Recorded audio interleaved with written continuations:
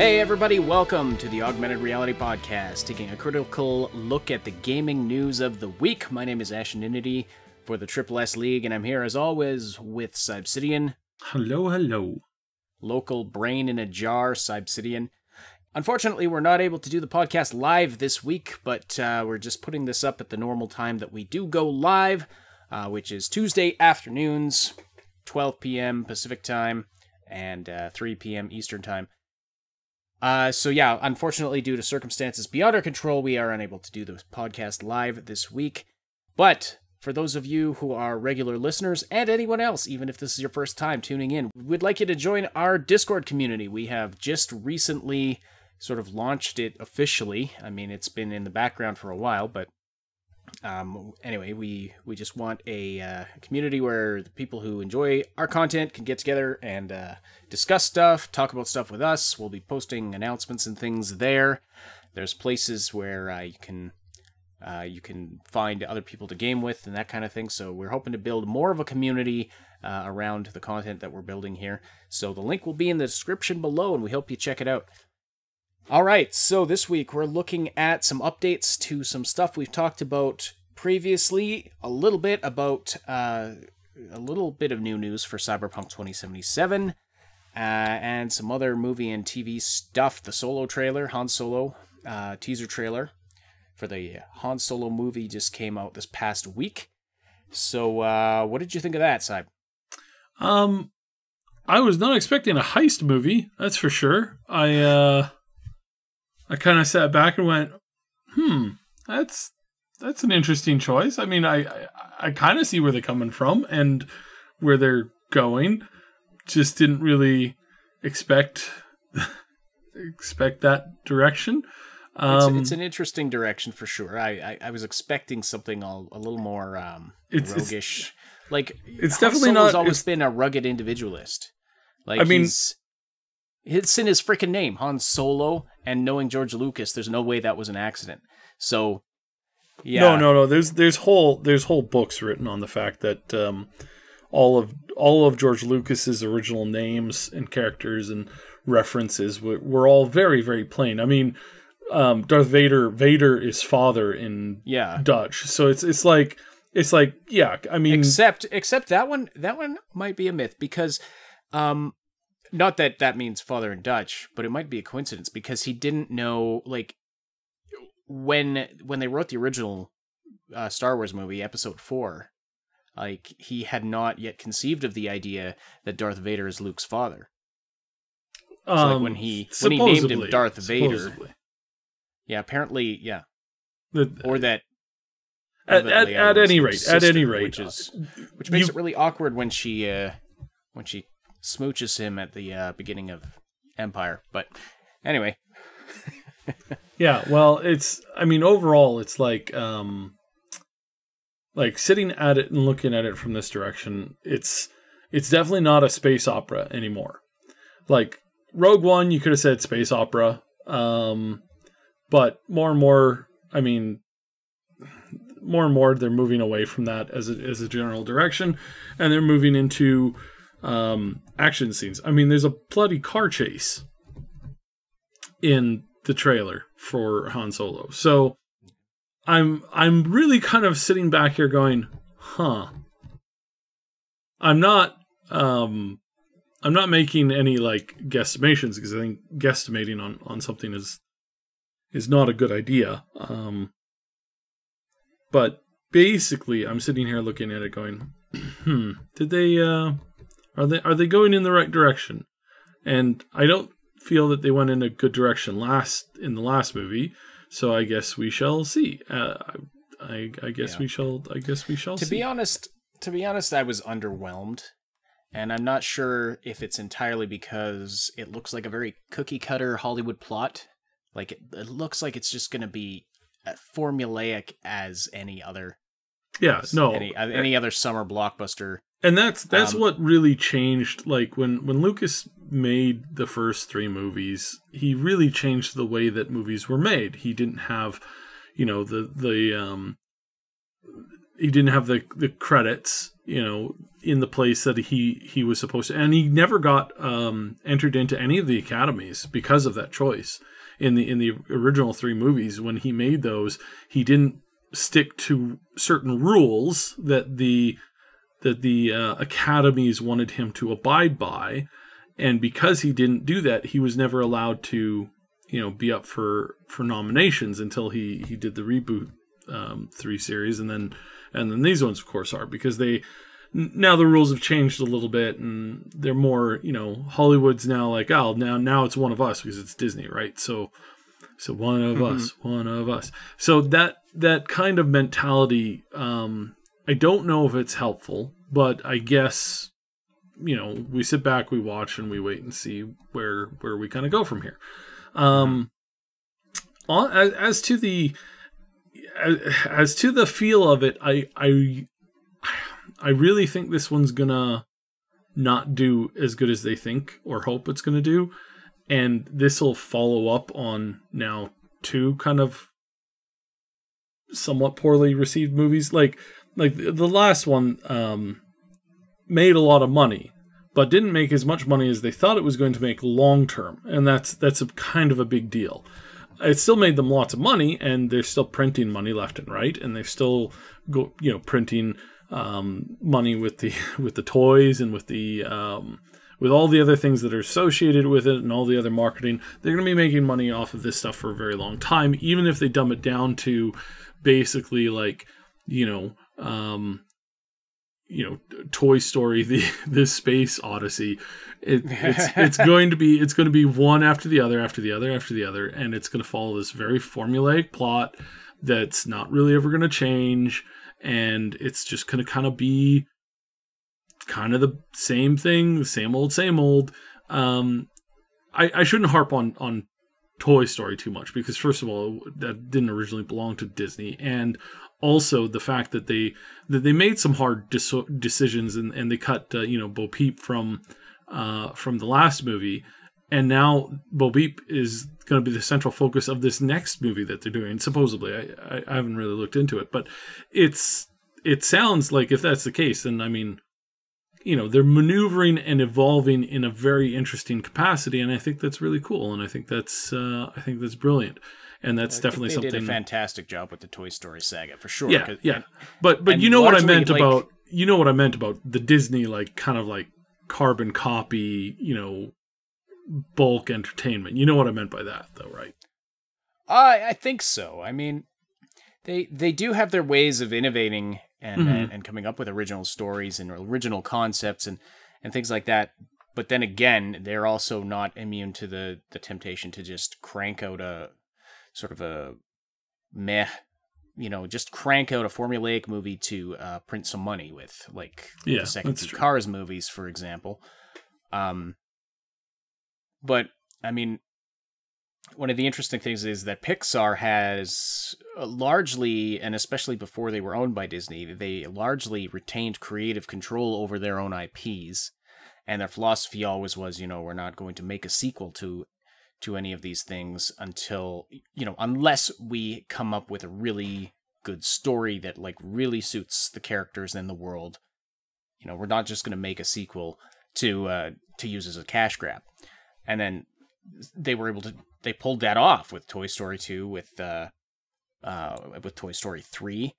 And then you didn't see a lot of sequels for some of their other IPs, but now that Disney owns Pixar, and they have for a lot of years, they're producing these rather flimsy sequel titles, and even some of their original concepts are not going over terribly well. With the exception of Inside Out, that was a fantastic original concept that came out recently. But I've been less than stoked when I see a new Pixar trailer these days. Like it used to be, Pixar's trailer for Pixar's new movie. I used to be super stoked whenever those would come out, and I would look on the wikis and find out what movies are they planning for the future. Now it's like, well, we'll see what comes, whatever. I'm kind of feeling the same way about Star Wars now, which is unfortunate because it's been this downward trend. Like Episode 7 I was super hyped, like unbelievable. And I, despite its flaws, I really enjoyed Last Jedi. And then I was pretty hyped for Rogue One. Really enjoyed the movie. Like, I remember, it was weird. Sitting in the theater, I immediately wanted to watch the movie again, like the minute it was over, because I wanted to go through and dissect a bunch of things.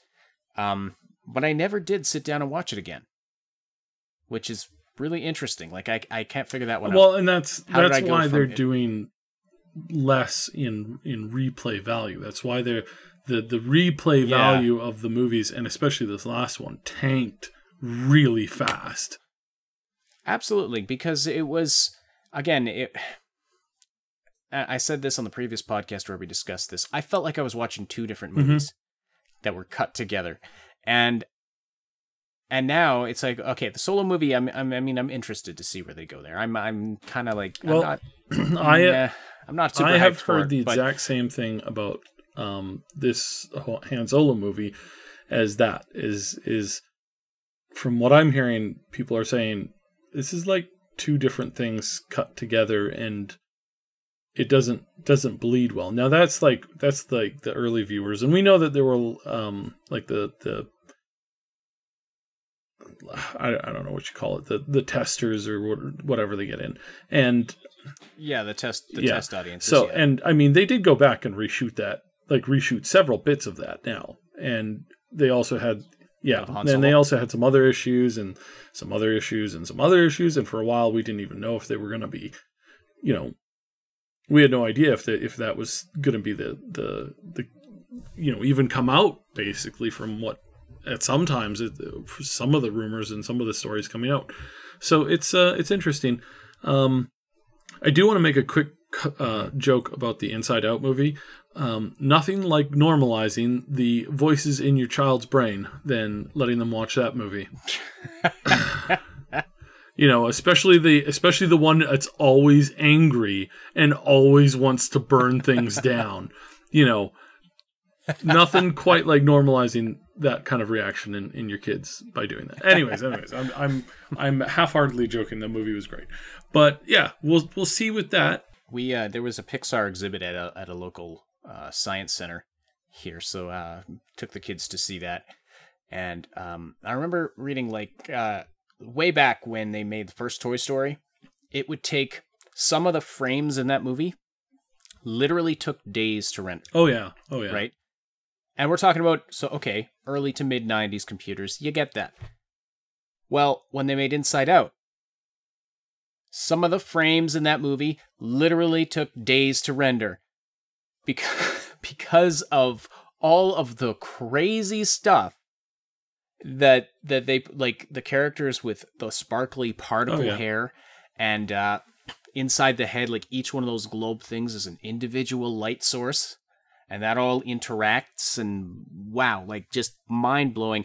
So yeah, I found that rather amusing. That's like, well, I mean, you always have to. The computers have gotten. You always have to. Computers have gotten exponentially faster, and they're still pushing them to their limits. You always have to rise to the next level. Speaking of rising to the next level, our little bit of weekly Cyberpunk news is that Cyberpunk and CD Projekt Red are doing the same. They're pushing this limit of their technology. Their latest hire is a lighting expert, and they're going for a very photorealistic world and setting. And they're pushing this as much as they can with current tech. So this is interesting because the level at which they're pushing is apparently huge.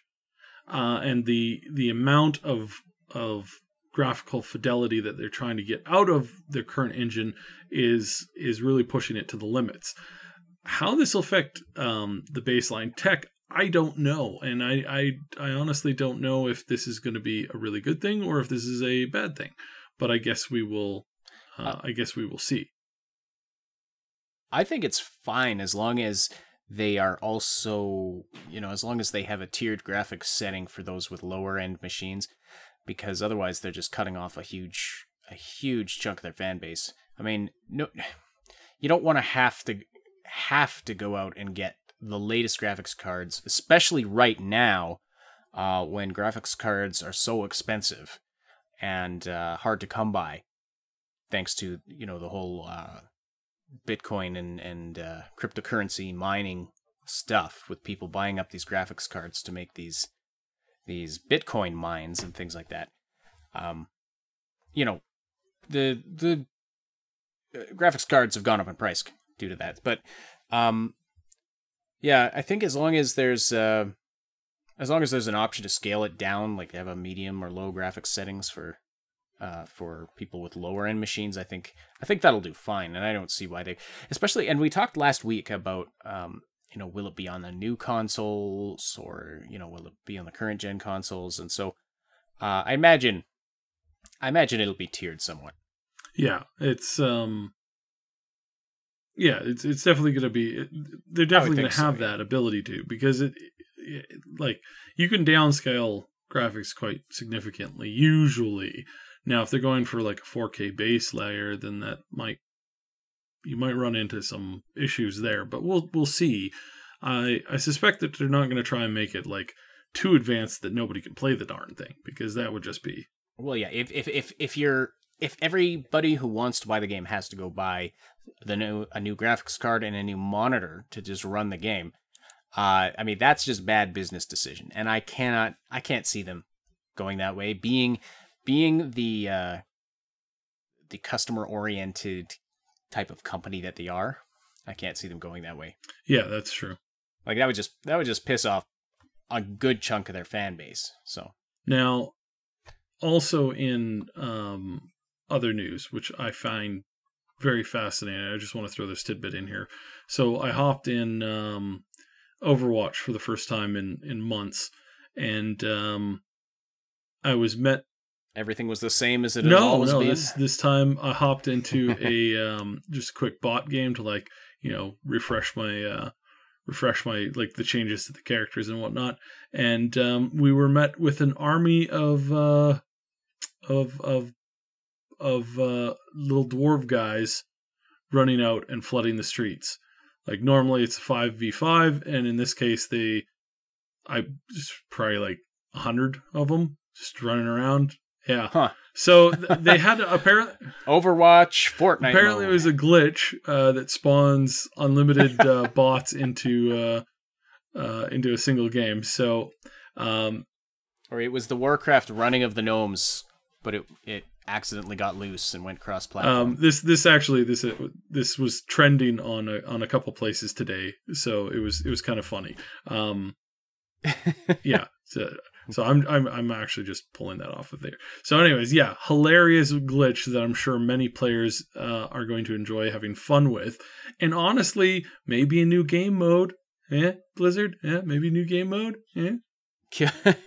Kill all the gnomes. Anyways, I thought that was when I saw this, I thought that was hilarious. I thought that was like, this is brilliant, because yeah. But anyways, no, big glitch on the Overwatch servers. I don't know how long it was stay up. Probably not very long. I'm sure they're gonna fix that by tomorrow morning. So probably. Yeah. So other than that, yeah.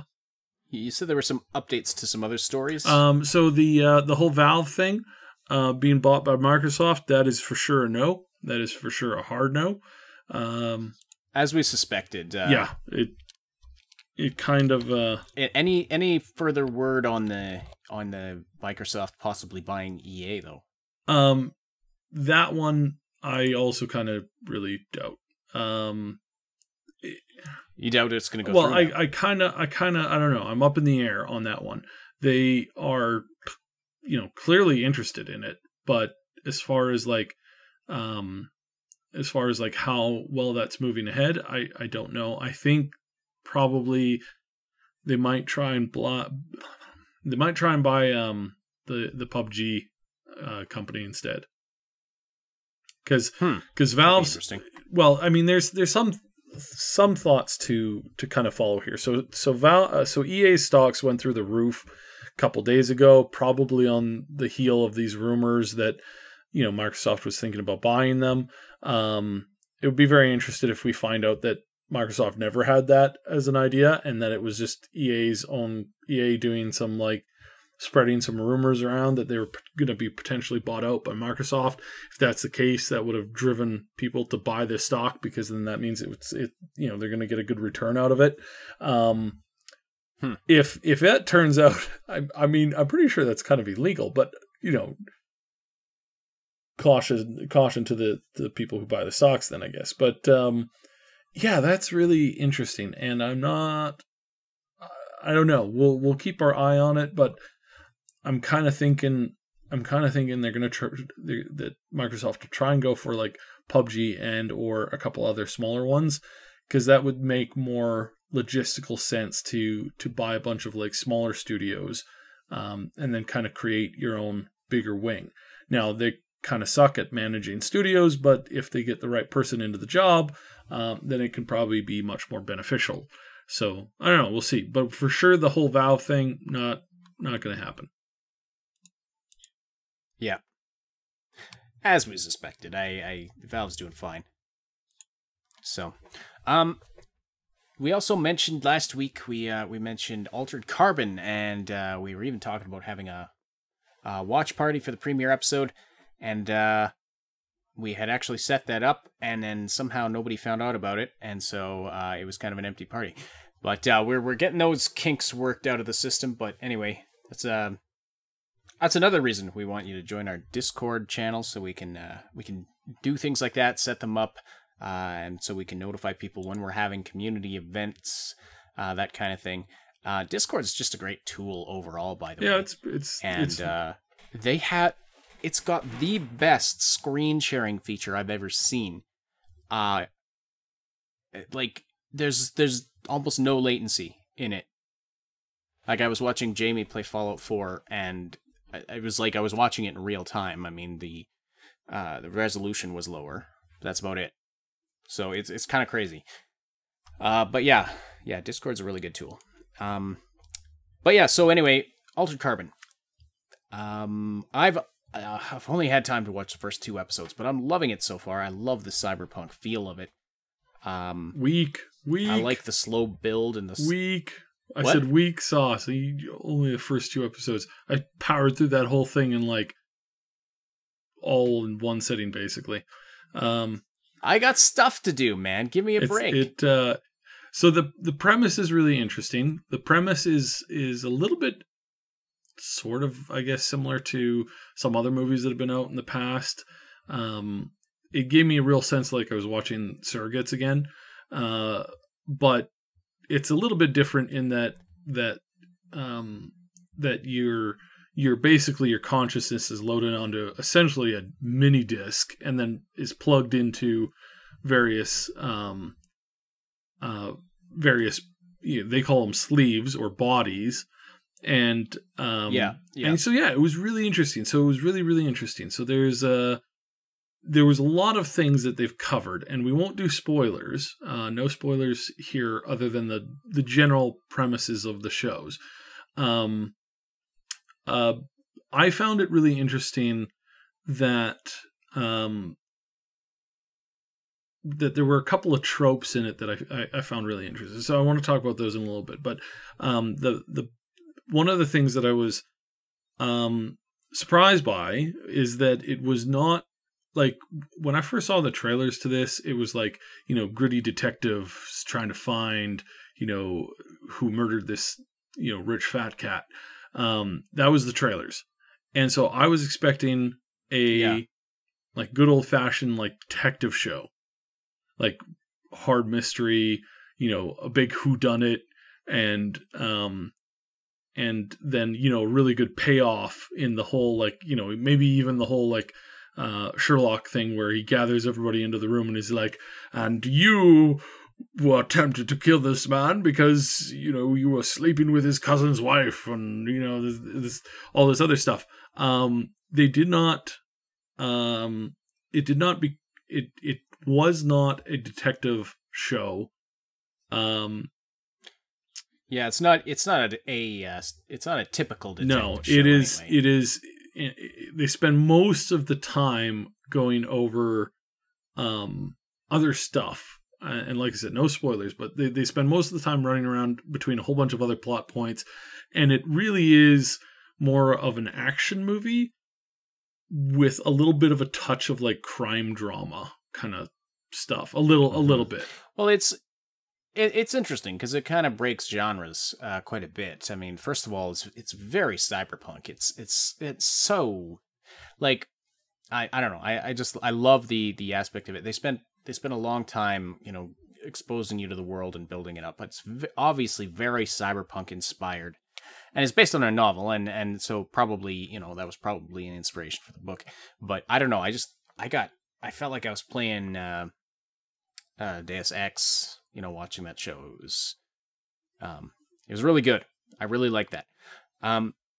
But it is about a guy trying to solve a murder, but he's not your typical detective. He's not a detective at all. He's something else entirely. I won't go into it because, we do want to avoid spoilers, but basically he's been brought on to try and solve this murder case because nobody else has been able to solve it, and somebody wants it solved. And this guy has a special set of skills that's very unique. That and not like in a Taken way, but like just he's got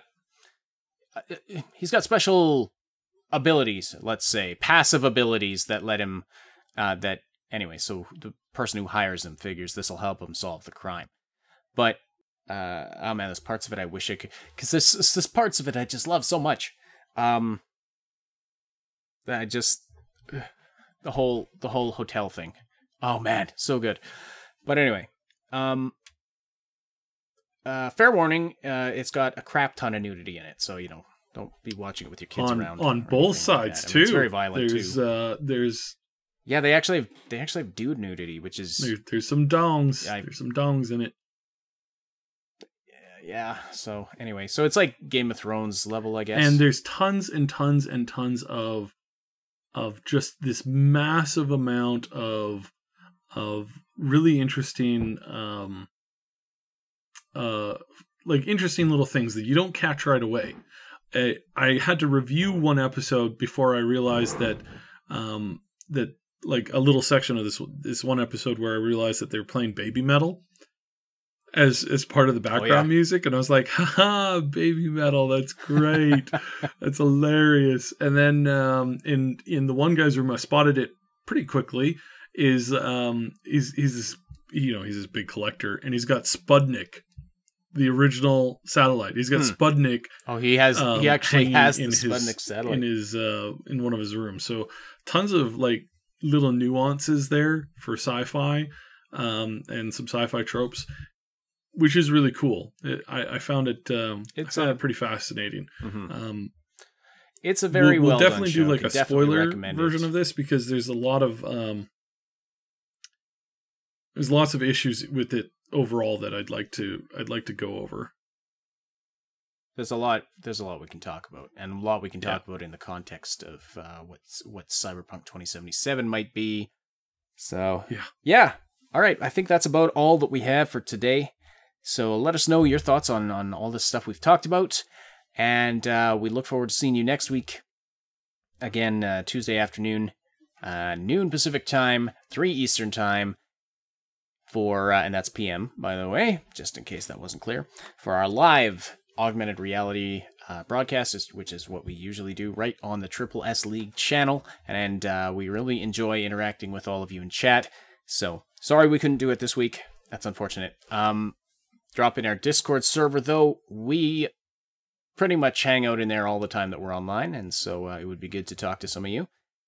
And we also, if you are on your mobile device, we have a Gawkbox link that you can check out. It's where you can, you can install an app on your phone or your tablet, and we get a kickback from that. We'd really appreciate it if you took a moment to check it out, see if there's anything there you like. Like, we're not asking you to download anything that you're not going to use or whatever, but there's some good apps and games on there, so definitely check it out. And we have a Patreon as well, and we just appreciate your support in liking and commenting and sharing this podcast around if you appreciate it. So thank you so much for doing that, This is a production of the Triple S League, and we will talk to you next week.